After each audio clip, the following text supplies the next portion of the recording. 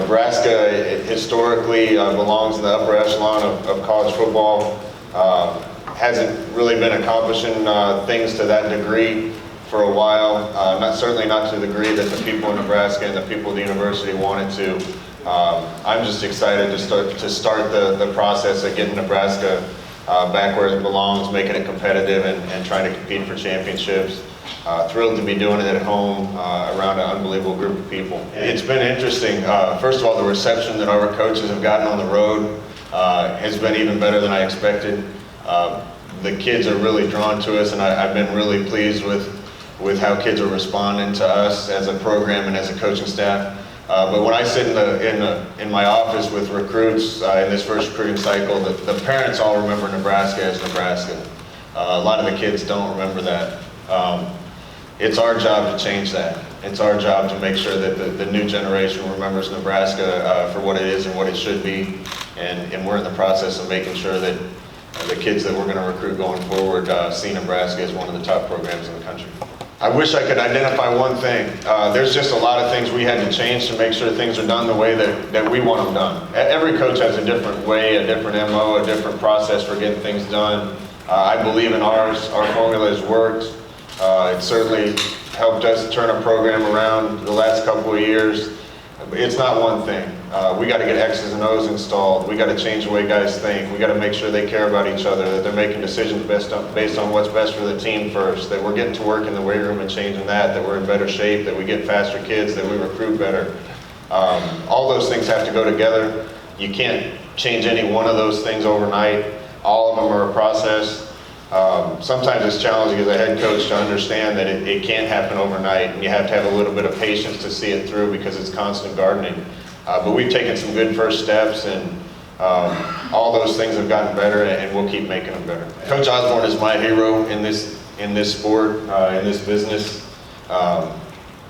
When people ask me about him, I always tell people that he was a Hall of Fame coach, but aside from that, he's probably the best man that I know. Because of who he was and how he ran our program, every single one of us would have run through a wall for him. And we keep in touch with him to this day. Coach is in the office probably about once a week, or else I'm out turkey hunting or fishing with him.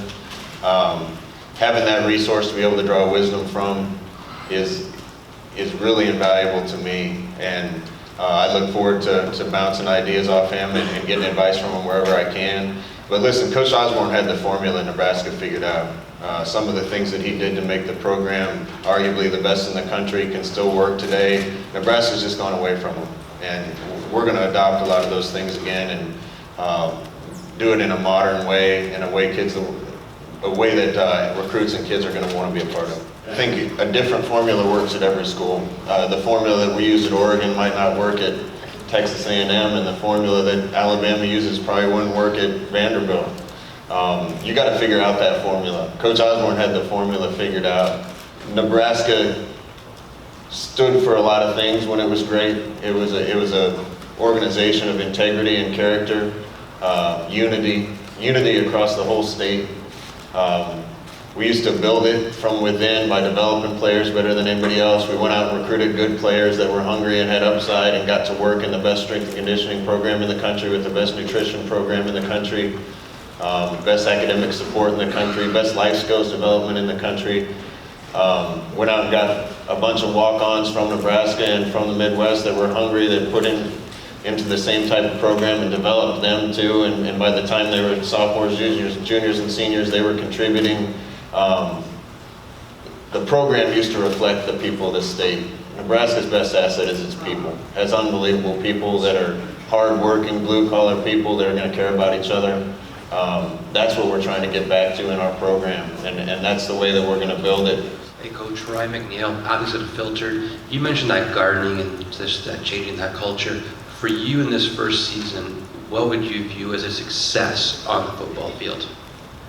Success is getting better. Success is being better than we were yesterday. If you measure success just on wins and losses, you're going to have some great moments in your life, and you're going to have some epic pitfalls. Day by day, we're going to get better and better. Whatever challenge is in front of us, on a daily basis. We're going to do our best to beat it, to conquer it, to overcome it, and we're going to put our head on the pillow and get up and do the same thing the next day. Results take care of themselves if you're better every single time you go out to practice, if you're better every single time you go out to play a game. That's success to me. Our confidence wasn't there. Confidence in a football game is, I would say, half the battle when it comes to the mental aspect. If you don't go in there thinking that you're going to beat the mess out of the team, then you're not. You're just not gonna. Well, confidence spreads, just like his competitiveness. His personality is what's going to be the culture of this team, and that's what you get. Whatever coach you have, their personality is the culture of the team. And Coach Frost, he has made it so competitive nature is what we do every single day. I love it. It's amazing. We do it in everything. Like, if it's not who lifts the most, who runs the fastest, it's who does the most outreach events, who's the first person to get done with their meeting list or whatever. You know, there's something. You always have fun with it, you know, and that makes it so when you're doing stuff that you don't want to do, you can find a joy in it. From the confidence standpoint, it's something that we didn't have last year, and I felt like that plagued us. People went out there not knowing exactly if they should do what they need to do, at least on the O-line. Calls might get made, you know, someone sees something, they don't know exactly if it's coming or not. They might make it, they might, you know, freeze up and then just hope that it doesn't happen. With the confidence that he's bringing and the way that we call our protections and the way that we do our adjustments now, it's so much easier on the offensive line, so a confidence is going to be built there. What do you want to see on the field in your senior season so that Nebraska's on a good note? I want to see an offensive